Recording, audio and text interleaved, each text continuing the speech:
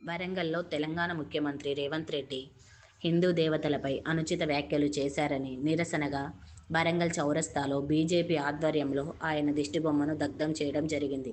ఈ సంఘటన స్థానిక రాజకీయ వాతావరణంలో తీవ్ర ప్రతిస్పందనలకు దారితీసింది. ముఖ్యంగా రేవంత్ రెడ్డి వ్యాఖ్యలపై విపరీత నిరసనలు వెల్లువెత్తాయి. రేవంత్ రెడ్డి తెలంగాణ ముఖ్యమంత్రి పదవిని 2023 డిసెంబర్ 7న స్వీకరించగా ఆయన రాజకీయ ప్రస్థానం కొడంగల్ అసెంబ్లీ నియోజకవర్గం నుండి కొనసాగుతుంది. కాంగ్రెస్ నాయకుడిగా రాష్ట్ర రాజకీయాల్లో క్రియాశీలకంగా ఉన్నారు.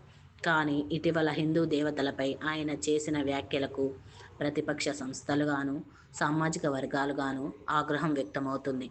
ఈ నేపథ్యంలో బీజేపీ ఆధ్వర్యంలో జరిగిన దీక్షలో దిష్టిబొమ్మను దగ్ధం చేయడం జరిగింది. ఈ విధమైన సంఘటనలు, ఆందోళన, రాజకీయ వాదనలు, సామాజిక ఒప్పందాలు ఇటువంటి ఉల్లంఘనలకు దారితీస్తూ ఉంటాయి. ప్రభుత్వం ప్రస్తుతం హిందూ సనాతన ధర్మంలోని దేవతలను అందరినీ కూడా కించపరుస్తున్న రేవంత్ రెడ్డికి అసలు ఏమైనా మెదడు ఉన్నదా? ఒక రాష్ట్ర ముఖ్యమంత్రి ఉండి హిందువుల మనోభావాలను దెబ్బతీసే విధంగా మాట్లాడడం సిగ్గుచేటు.